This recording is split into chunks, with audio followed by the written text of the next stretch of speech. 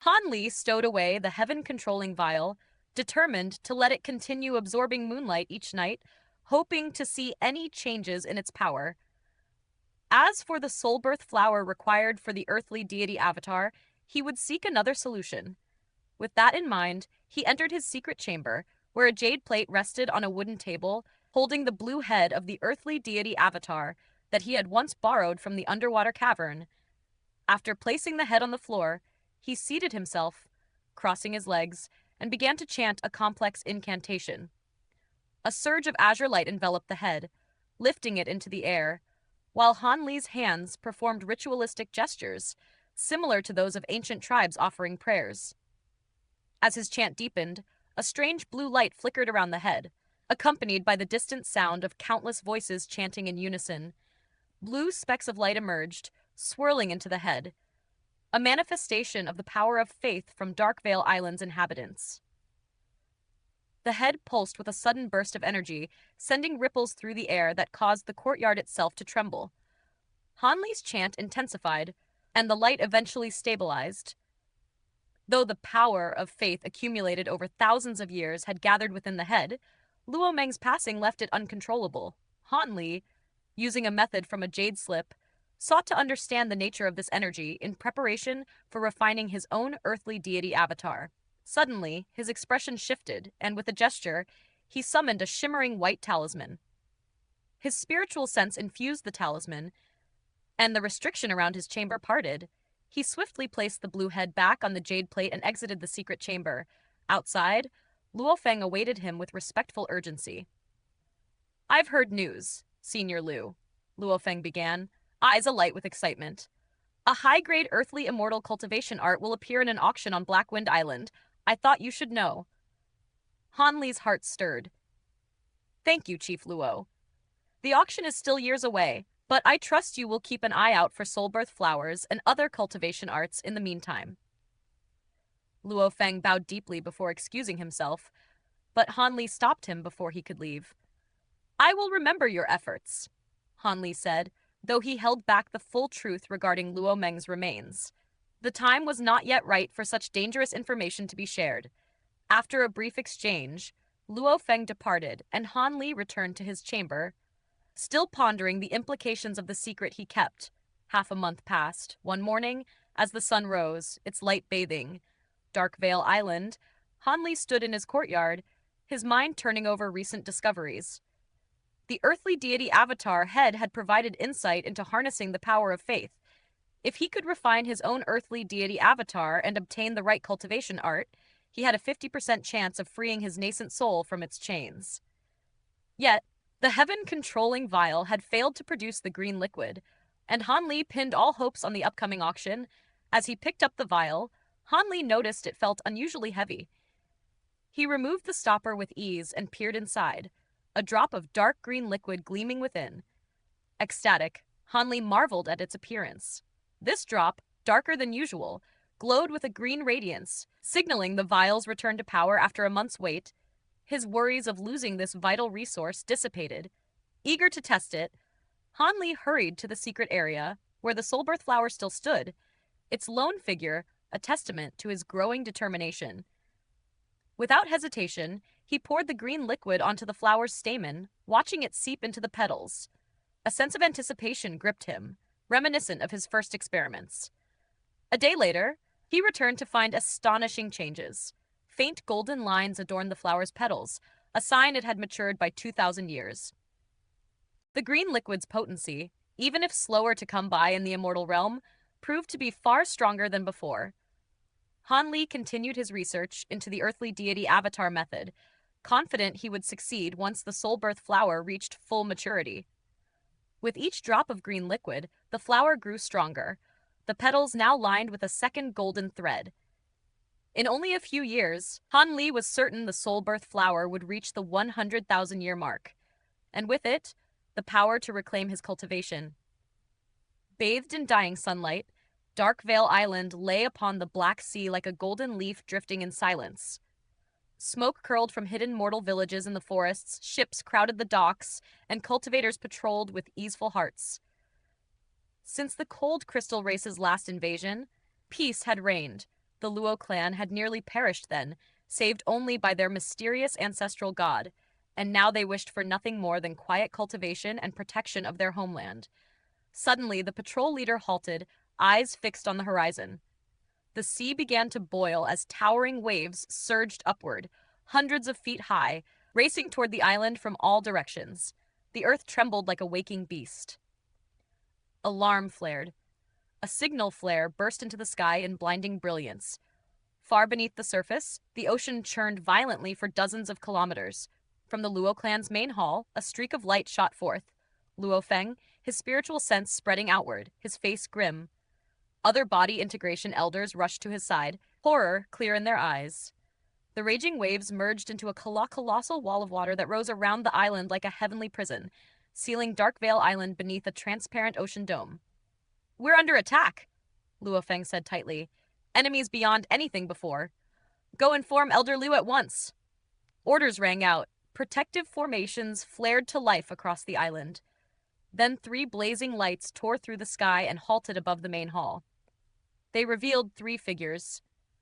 At the front stood a towering man in engraved white armor, half his face hidden behind a hollow visor, curved tusks jutting from his mouth like a demonic war god. To his side hovered a dark-skinned elder in black robes, blue light glowing faintly in his eyes. The third was a blue-robed woman of faded beauty, her elegance ruined by a sharp hooked nose. Most chilling of all, their faces were stiff and lifeless, like exquisitely carved puppets. Luo Feng went deathly pale. His body trembled. The elders reacted the same. "Ancestral god Han Chu, Patriarch Lu Kun, Mistress Gu Gu." Luo Feng forced out. Shock rippled through the younger cultivators. Han Chu, the sworn enemy of their clan for tens of thousands of years, stood before them, now accompanied by 2 distant ancestral gods. The 3 hovered apart in the sky, gazes cold as frost upon the island below. Lu Kun spoke first, doubt lacing his voice. "Are you certain Luo Meng is dead? Your last invasion ended in disaster." "If he lived, he would have appeared in these 10,000 years." Han Chu replied icily. "That defeat came from another immortal newly arrived on this island." "What?" Gugu snapped. "You never mentioned another immortal." Han Chu remained calm. "A lower realm ascender, barely arrived in the Immortal Realm, hardly worth concern. If not for immortals here, why would I summon you both?" Unease lingered until Han Chu smiled faintly. "Succeed today, and each of you receives an extra divine bright noon pill." Greed silenced doubt. "Then let us begin," Lu Kun said. With a sweep of his sleeve, the sea roared. Dozens of colossal water pillars burst upward, fusing into a titanic hand of ocean thousands of feet wide that crashed toward Luo Feng and the elders. Wind howled like furious dragons. Formations shattered into drifting sparks. Despair flashed across Luo Feng's face. There was no time to flee. Then, a piercing screech split the heavens. Azure light streaked in like falling thunder. A lone figure hurled a fist through the air. The blow rippled space itself and smashed into the water hand with a world-shaking boom. The giant palm exploded, rain cascading like shattered rivers, shockwaves tearing through forests and cliffs, pulverizing stone and flinging debris into the sky. When the light faded, Han Li stood calmly in midair. Cheers erupted across Darkvale Island. "Ancestral God!" Relief washed over Luo Feng. Then worry followed. 1 man against 3 ancestral gods. Han Li swept his gaze across the trio, voice cold and steady. "What brings you to my island?" Luo Feng hurriedly transmitted their identities. Han Li's eyes flickered faintly, but his expression did not change. Lu Kun's voice rang in secret transmission. "You said this would be easy. That man is clearly a profound immortal." "He ascended less than a year ago," Han Chu replied calmly. "He hasn't even refined true immortal power yet. He cannot threaten us." Silence followed. Han Chu then spoke aloud, voice sharp as ice. "Fellow Taoist Liu, our purpose is clear. Darkvale Island is the enemy of our 3 domains. We are here to exterminate the Luo clan. This does not concern you. Leave now, and I will forgive your past killings." Fear spread through the Luo clan. The younger cultivators stiffened. So the rumors were true. Their ancestral god was not Luo Meng. Han Li's gaze was unmoved. "I promise to protect this island," he said calmly. "I do not break my word. Turn back while you still can." The sea roared beneath them, and the battle between gods hovered on the edge of eruption. The young brat who had just ascended to the Immortal Realm dared to speak so arrogantly. Hanchu's expression darkened, his body cloaked in brilliant white light as he pointed a finger, summoning a dense cloud of mist.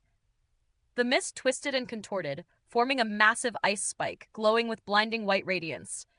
This spike rapidly multiplied, splitting into countless shards, filling the air with an icy storm that rushed toward Han Li with terrifying speed. The temperature dropped sharply, and icicles formed in the very air as if the world itself was freezing over. In perfect synchrony, Patriarch Lu Kun and Mistress Gugu struck as well. Lu Kun conjured a vortex in the sea, his palm glowing with blue light as massive ripples spread through the water, forming a tumultuous whirlpool. Mistress Gugu, her eyes closed in concentration, summoned dark clouds overhead, the sky crackling with ominous energy as the air grew heavy with the weight of her power. Han Li ascended into the sky, azure light enveloping his body as he charged toward Hanchu's trio. Starlight shimmered across his chest, his body swelling with power as his fist shot through the air, creating shockwaves that shattered the incoming ice spikes into 1,000 glittering shards. Hanchu, unmoved, formed seals with his hands, and the shattered ice erupted once more, swirling into a massive cloud of glacial mist. Han Li found himself trapped in a world of white. His attempts to disperse the mist proving futile, he tried to escape, only to realize that his senses had been distorted. A cold, numbing energy seeped into his body, but with a quick motion, Han Li conjured his true extreme membrane to shield himself. As the battle raged on, a massive blue water giant rose from the vortex below, its grotesque form towering over Han Li. Its monstrous hand swept toward him with a deafening gust of wind, but Han Li retaliated with a fierce punch, unleashing a burst of energy that formed a giant white fist. Yet, to his shock, the fist vanished into a vortex on the giant's body and reappeared on the other side, leaving the beast unscathed. The giant's palm collided with Han Li, sending him crashing through the air. He recovered swiftly, his face pale but unscathed. As Hanchu and Patriarch Lu Kun exchanged pleasantries, Mistress Gugu's dark cloud swelled to an enormous size. With a sweep of her hand, torrents of rain began to fall, but these droplets were unlike any other. Each one formed long, binding strings that wrapped around Han Li. Struggling against their hold, Han Li fought to break free, using his immense power to snap the strings one by one. However, the blue giant pressed its relentless assault, its hands crashing down with thunderous force. Han Li was slowly overwhelmed, his movements growing sluggish as the strings of rain bound him tighter. A dozen blue orbs of water shot toward him from the giant's mouth, each one glowing with deadly energy. Just as Han Li was about to be completely overwhelmed, the light from the trio of ancestral gods began to dim. A translucent blue cocoon materialized around Han Li, trapping him within its confines. The giant ceased its attack, standing watch as Han Chu, his face gleaming with satisfaction, prepared to deal the final blow. With a cry, he unleashed a burst of law fluctuations, sending the mist swirling around Han Li, engulfing him entirely. The glacial energy surged, and soon, a massive ball of ice stood where Han Li had once been, his form frozen within it, a prisoner of their combined power. In the midst of the icy battlefield, Patriarch Lu Kun and Mistress Gugu exhaled in relief, their hearts settling as the cold prison of ice around Han Li's form held firm. Though the battle had lasted mere moments, Han Li's overwhelming strength had stunned them. It was only through their combined might that they managed to trap him, but their victory felt fragile. On the distant Dark Vale Island, the Luo clan members watched in horrified disbelief. Luo Feng's heart sank as his worst fear manifested before him, the fall of their greatest hope, Han Li. Han Chu, the one who had once viewed Han Li as a mere obstacle, now spoke with a pleased smile, his words laced with an unexpected gratitude. I must admit, I underestimated this one's power. Without your help, this situation would have been far worse. Mistress Gugu, sharp as ever, urged, end this now before something unforeseen occurs. Han Chu's eyes narrowed, his hand rising with purpose. A crescent-shaped blade, shimmering with icy light and carved with a dragon's form, cut through the air, aimed directly at the encased Han Li. It was a lethal strike, yet in the next instant, something unexpected happened. Han Li's eyes flickered with life, his body surging with a burst of golden light. The ice around him cracked and shattered like brittle glass, revealing a giant golden ape, over 300 feet tall, its body bathed in radiant light. The crescent blade struck the ape's mighty palm, trembling violently in an attempt to break free, but it couldn't even scratch the true extreme membrane. With a roar that shook the heavens, the ape crushed the blade into powder, leaving Hanchu visibly shaken.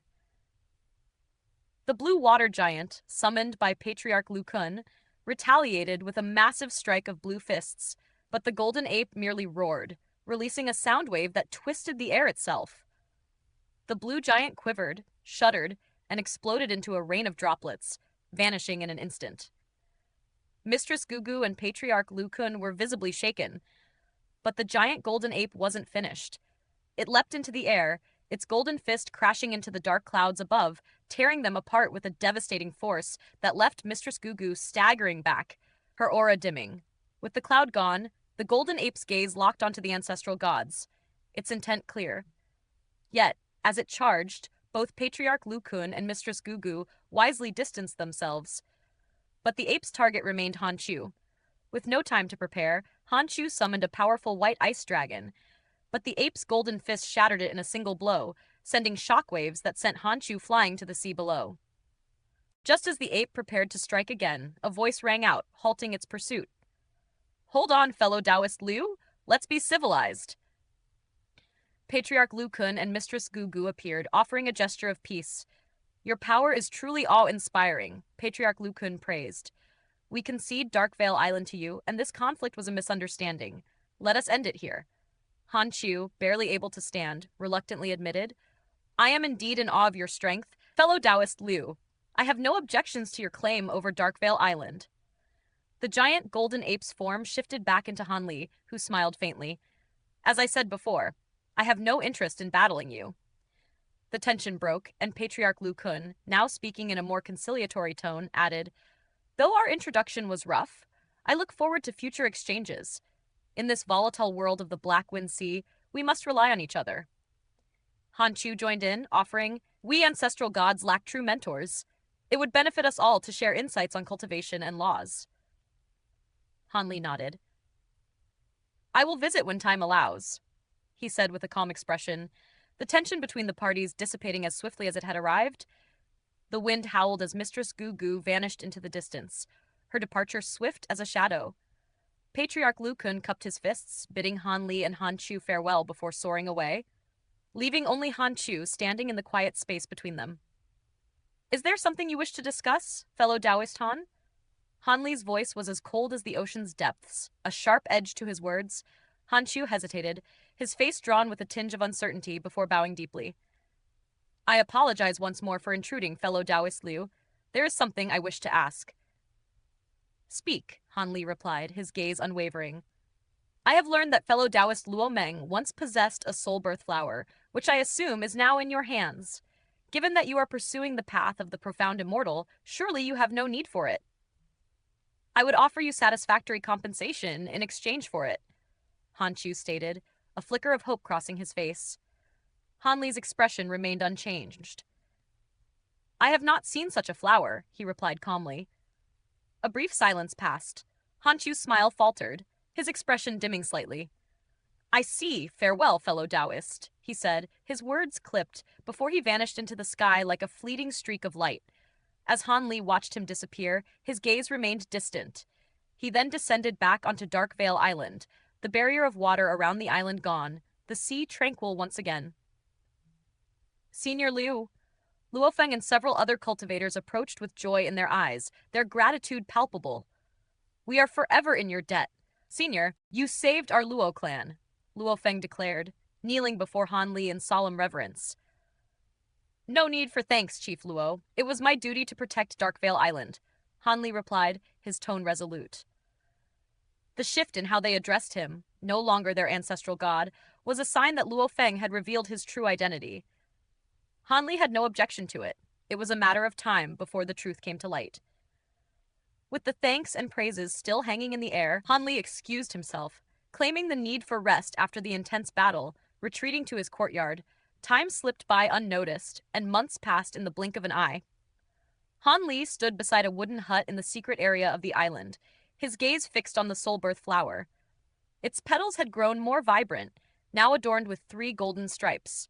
It had reached the age of 30,000 years, its regal aura unmistakable. His mind, however, was not on the flower. Instead, his thoughts drifted to the fierce battle with the earthly deity avatars of the 3 ancestral gods. Their defeat had revealed much to Han Li, particularly about the laws of power, which only deepened his desire to understand and master them. A flicker of light from the corner of his eye broke his contemplation. He turned just in time to see the head of Luo Meng's statue floating from the wooden hut, bathed in an eerie blue light. Han Li's brow furrowed. Whenever he had tried to study the power of faith through this statue before, strange phenomena had occurred, shaking the very foundations around him. Now, the statue head moved on its own, and Han Li approached cautiously. A sense of dread suddenly gripped him, and he instinctively leapt backward, just as a violent explosion of blue light erupted, sending shockwaves tearing through the air. The soul-birth flower trembled as the force rushed toward it, but Han Li intervened, forming a protective azure barrier with a swift motion of his hands. The shockwaves raged, felling trees and sending debris flying in all directions. The newly repaired wooden hut was destroyed, reduced to rubble under the relentless force. As the turbulence faded, a strange blue cow head mask emerged from the statue head, swirling with a mysterious energy. The mask hovered in midair, its surface etched with unfamiliar patterns, glowing faintly with symbols that read 1 and 5. Han Li's eyes narrowed as he attacked with his fist, but the mask seemed to dissolve into the air, allowing his strike to pass through harmlessly. The mask moved toward the soul-birth flower, and Han Li felt a ripple of energy emanating from it. Then, the mask's mouth parted, and a voice echoed, "Worm 15? You have not completed your mission for several years. Your last offering has expired. You must meet Worm 3 on Seafig Island within a month. Failure to do so will result in expulsion from the Transient Guild, with all consequences falling upon you." The voice faded, and the mask hovered silently, its eerie blue light pulsing gently. A cold glint flashed in Han Li's eyes. With a swift motion, he formed a hand seal, causing a translucent thread to shoot from his fingertip and pierce into the soul-birth flower's stamen. A small black figure, no larger than a thumb, was pulled from within. It writhed violently in the air, resembling a miniature form of Luo Meng's statue, its aura unmistakable. "You're Luo Meng," Han Li murmured, a hint of surprise in his voice. The figure struggled, mouth moving in silent panic, wisps of black chi escaping its form. Han Li acted swiftly, using azure incantation seals to stabilize it. The black figure stopped shaking, encased in a protective azure barrier. "Thank you, fellow Taoist," the figure rasped, its voice barely audible.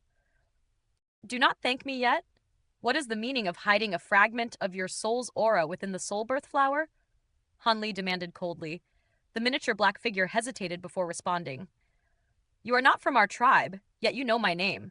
You helped stabilize my soul, which means you are not our enemy. But why have you come to this secret area?" Han Li's gaze turned steely. "I happened to pass through and saved your island from the cold crystal race. I remain here for reasons of my own, which I will not disclose." Luo Meng fell silent, his tone softening. "I see. Our island owes you a great debt. But where is Luo Feng now? Answer my questions first, and then we can discuss your matters." Han Li replied coldly. The cold wind howled through the dark expanse as Luo Meng trembled before Han Li, his form but a fragile wisp of soul clinging to existence. With a weary sigh, he spoke. "Please, do not be angered, fellow Taoist. Even I am unclear as to how this calamity befell me. All I recall is succumbing to my injuries, falling unconscious, and only awakening days ago to realize I had perished. My soul, now nothing but a fleeting trace, resides within this soul-birth flower." Han Li's eyes narrowed, a flash of suspicion in his gaze as he asked, "If you awoke days ago, why hide within the soul-birth flower instead of revealing yourself?" Luo Meng hesitated, his voice faltering. "The first reason is my weakened state. If I were to leave the flower, I might disintegrate into nothingness. The second reason? I feared you, fellow Taoist." A frown darkened Han Li's brow. "You recognize me?" "After awakening, I reached out through the remnants of my connection to the statues on Darkvale Island. Through their prayers, I learned of your deeds in protecting my people," Luo Meng confessed. Hanli's expression softened slightly as he contemplated the truth of the words. Indeed, the wisp of soul was no mere trickery. After his death, some essence of his soul had found its way into the soul birth flower, which, in its ability to summon souls, had allowed him to remain hidden for so long. Yet, the flower had matured, and with it the strength of the soul fragment, but it would not endure for much longer. Forgive my deception, Luo Meng pleaded. I know you seek the path of the earth immortal. I do not wish for your help in regaining my body, but if you promise to protect my people, I will share all I know. Hanli nodded solemnly. I am indebted to the Luo clan. As long as circumstances permit, I shall protect them. Luo Meng's voice grew firm. Then, ask what you will. I shall answer truthfully. Hanli's gaze turned to the cow mask that floated before them, its aura still heavy with mystery. The Transient Guild. What is it?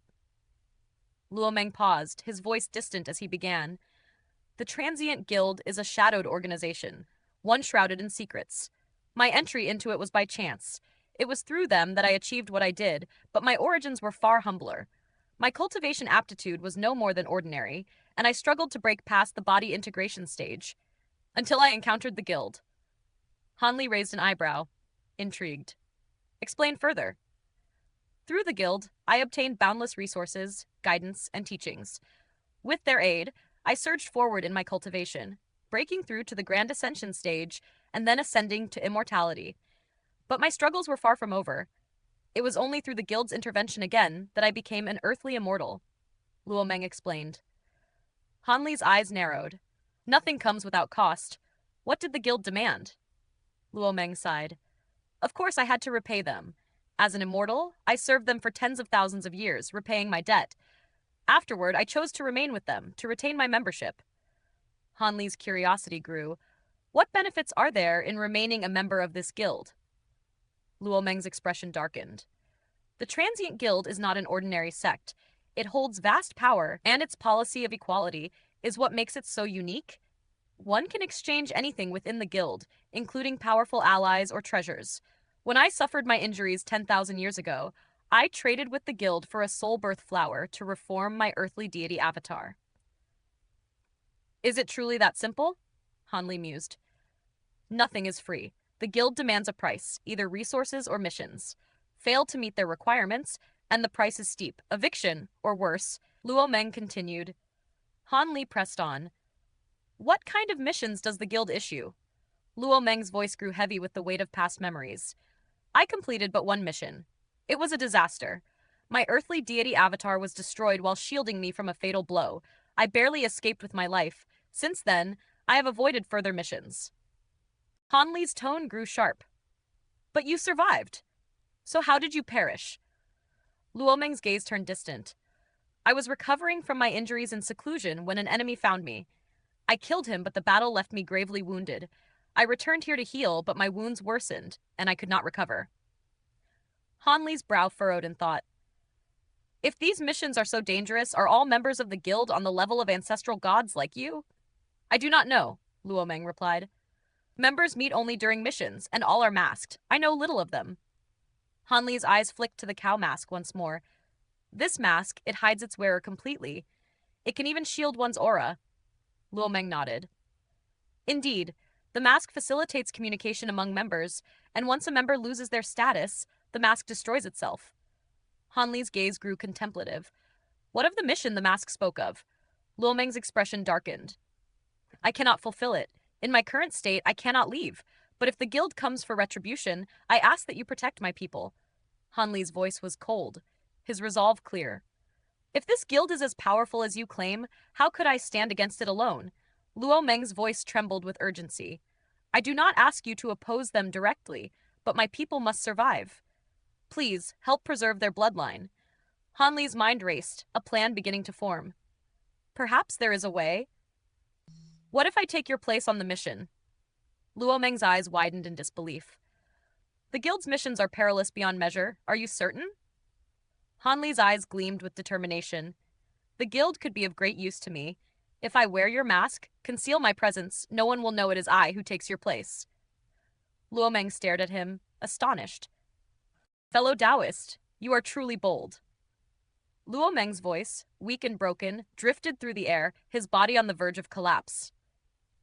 The transient guild values the mask, not the person. If they don't destroy the mask, the replacement will be accepted. His words were pained, and from his shoulder, a thin wisp of black mist emerged, swaying like a fragile seaweed. Another followed from his calf. I can't hold on much longer. Fellow Taoist Liu, if you have any last questions, now is the time. Han Li, his expression solemn, nodded in understanding. If you have any final wishes, speak them. I will grant what I can. Luomeng's gaze turned toward the sky as his voice faltered. Protect my people. If the Luo clan can rise again, I would die content.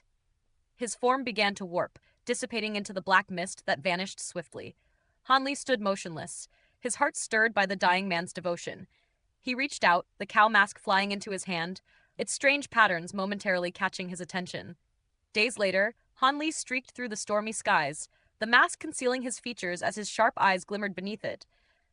Below, a small island emerged, surrounded by a tumultuous sea.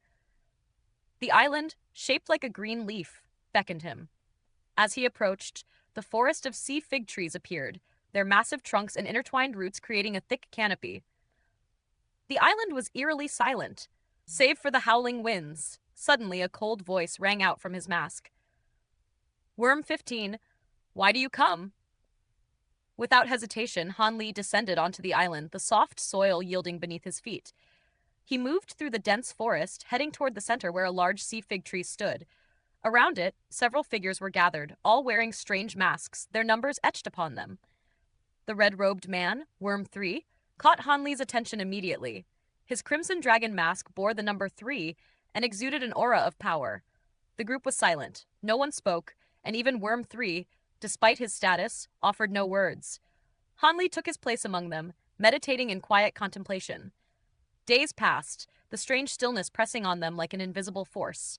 On the 8th day, the silence was broken as Worm 3 rose and announced, "Time's up." At that moment, a streak of light shot toward the island, crashing down like a comet. The force of the impact sent waves through the island, shaking the trees. A burly figure, clad in a boar mask, emerged from the wreckage. Without a word, he charged forward, demanding, "Which one of you is Worm 3?" His gaze swept across the gathered figures, and upon finding Worm 3, he demanded the mission be announced. Worm 3's response was cold and unyielding. "You're late, Worm 32. The boar-masked man scoffed, brushing off the reprimand, but before he could react further, Worm 3 unleashed his attack. Crimson light engulfed him, a fiery blaze emanating from his body. With a single, swift motion, his hand shot forward, piercing the boar-masked man's chest. The gathered figures watched in stunned silence as the man's shield shattered, his body crumpling like wet paper. Worm 3 withdrew his hand, the man's body disintegrating, his mask turning to dust. For defying the guild's orders, Worm 32's membership is revoked. Worm 3's cold voice echoed as the boar-masked man's face twisted in the agony of his final moments. The boar-masked man's head suddenly burst open, and a blue nascent soul, filled with terror, fled into the distance. With a mere flick of his finger, Worm 3 released a ball of fire, which vanished into thin air, only to reappear moments later and strike the fleeing nascent soul. A deafening thump echoed as the soul erupted into blue light, disappearing completely. A chilling silence descended upon the group, their masks hiding any reaction. Worm 3's gaze swept over them. While not with the authority of a leader, but with the detached air of one who considered them no more important than the rocks beneath his feet. "The mission is simple," Worm 3 intoned coldly. "Eliminate Gong Shuhong, master of Red Moon Island." The group murmured in surprise, and Han Li's brow furrowed beneath his mask. He had heard of Gong Shuhong, an earthly immortal whose bloodthirsty reputation struck fear into the hearts of many. His cultivation was formidable, and his mastery of the laws of blood made him a dangerous target. Worm 8 hesitated. Red Moon Island has always remained secluded. No one can set foot without the master's consent, and trespassers face certain death. Are we prepared for this? Worm 3 scoffed dismissively. The guild has already infiltrated. We've gathered sufficient intelligence. The order for Gong Shuhong's death came directly from the top. Worm 16 chimed in, his voice grim. He's a mighty earthly immortal and commands many layman immortals. Red Moon Island is not a place to be taken lightly. What are earthly immortals but failures on the path to true immortality? Worm 3 sneered, undeterred by their concerns. We need not fear him. A sharp warning followed.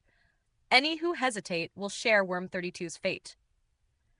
The group exchanged uneasy glances, but none dared speak further. Without waiting for a response, Worm 3 raised a hand. A draconic roar echoed as a massive, fiery red flying arc appeared, its golden engravings glowing like molten lava. Behold, an acquired immortal treasure, Worm 9 murmured in awe. Without a moment's hesitation, Worm 3 leapt aboard, and the others followed. The arc surged into the air, flames blazing across its surface, as it sped toward Red Moon Island with terrifying speed. Days later, the ark halted above a vast, turbulent sea, revealing an island so enormous it resembled a continent. Study this, Worm 3 commanded, releasing jade slips that flew toward the group. Han Li took one, pressing it against his mask. The images and text flooded his mind. Red Moon Island was even larger than he had anticipated. We will split into 3 groups, Worm 3 announced, explaining their strategy to infiltrate the island from different directions. Do not engage Gong Shuhong unless I arrive first. The groups were formed. Worm 8 led the eastern assault, Worm 9 led the western, and Worm 3, accompanied by Worm 25, would approach from the south. Be cautious. The island is protected by powerful surveillance. Your masks conceal your auras, but do not be reckless with your spiritual sense, Worm 3 cautioned sternly. With that, the group departed. Worm 8 and his team shot off toward the east, while Worm 9's group followed to the west. Han Li, alongside Worm 16, trailed behind, their pace slower than the others, as they ventured into the unknown.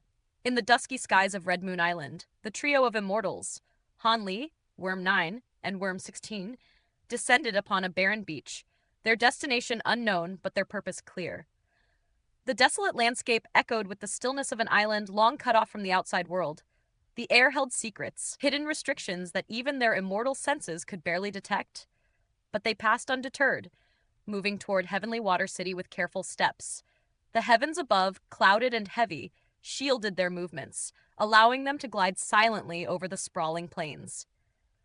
The ground stretched flat beneath them, the crimson trees swaying like flames in the wind, their leaves a fiery dance against the vast emptiness. As they neared the first city, Maple Sea City, the sight of its looming gates raised a sense of unease. The city stood still, eerily quiet, as if abandoned by time itself. Worm 9's sharp senses caught the lack of life and urged caution. The trio, ever vigilant, approached the city walls with measured grace, ensuring their auras remained hidden. No signs of struggle, no echoes of conflict, yet the empty streets whispered a strange story. Perhaps the people have moved on, Worm 9 mused. But his words were swallowed by the silence that enveloped the city. The stillness was unnerving, but they had their mission to complete. So, with no time for further exploration, they continued their journey, leaving behind the silent city. Beyond the abandoned city stretched a vast grassland, dotted with roaming cattle and sheep, yet still no sign of human presence. The small villages scattered across the plains stood empty, their doors ajar like forgotten memories. Another city loomed on the horizon, but as they neared, it, too, bore the same haunting emptiness. A second deserted city. Suspicion hung thick in the air, and Worm 9 speculated, something has driven these people away. The trio moved forward, their resolve unwavering, until they arrived at Calm Rest City. Here, the pulse of life was unmistakable. Merchants and cultivators alike filled the streets, their voices rising in harmony.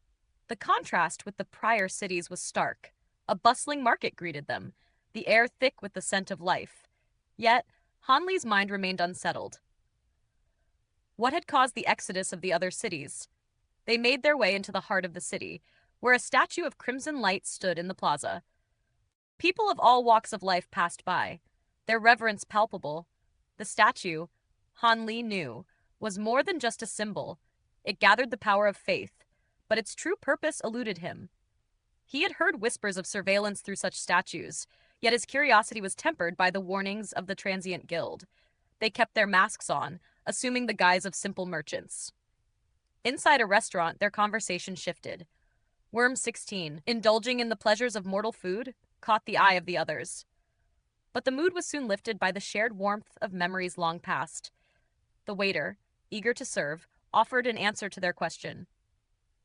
The cities are deserted because all the residents were summoned to Red Moon City for the pilgrimage. A pilgrimage?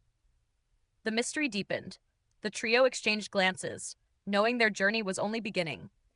The trio stood in silent contemplation, their mission pressing forward. Worm 16, ever inquisitive, had naively questioned the notion of a pilgrimage, drawing a scornful look from Worm 9, whose gaze quickly sharpened. Before more words could be exchanged, the waiter's expression changed as two threads of ethereal light pierced his mind, silencing him in an instant. A protective barrier shimmered around their booth, containing the situation. The waiter's words came out in a trance, revealing the essence of the pilgrimage. A sacred event of spiritual devotion, where the faithful journeyed to Red Moon City in search of blessings from the revered Holy Lord. Yet, there was more to this tale. The Holy Lord's chosen ones were favored with fertile lands, a reward granted to those most devout, while the rest were left to return to their cities. Han Li's sharp mind grasped the significance.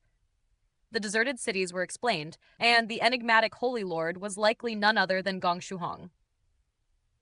Yet, despite the waiter's robotic answers, they gleaned little more. His cold declaration of hostility towards outsiders revealed a sinister undercurrent. Outsiders were to be eradicated, their presence considered an affront to the land. With the information extracted, Han Li erased the last few moments from the waiter's memory, leaving him dazed as he departed. The group pondered the implications, realizing that Gong Shuhong may be stationed in Red Moon City, though the report of its absence from transient guild scouts suggested a deliberate omission, perhaps a false lead. Worm 9, ever pragmatic, advised sticking to the original plan to meet the guild's agents in Heavenly Water City and consider their next move from there. Thus, the trio set out once more, their journey taking them through desolate towns until they reached a sprawling metropolis, the mighty Heavenly Water City. They donned the guise of humble farmers, blending into the throngs of mortals seeking entry. The city's gates opened, revealing nascent soul cultivators standing vigilant. An array above the gate flickered, its red light scanning each passerby, yet the trio's concealment allowed them to pass unnoticed. Inside the city, the hustle of merchants and the bustle of early risers greeted them. The city's size and division into distinct districts left a lasting impression. The trio, after navigating the winding streets, arrived at a secluded estate, the headquarters of the Transient Guild's operatives. After knocking in the agreed-upon sequence, silence reigned. A moment of tension passed, and just as the trio prepared for conflict, the unmistakable chimes rang from within. Signaling their entrance, the doors creaked open, revealing a middle-aged man, his eyes appraising the newcomers. "Come in," he beckoned, the next step of their journey awaiting them within.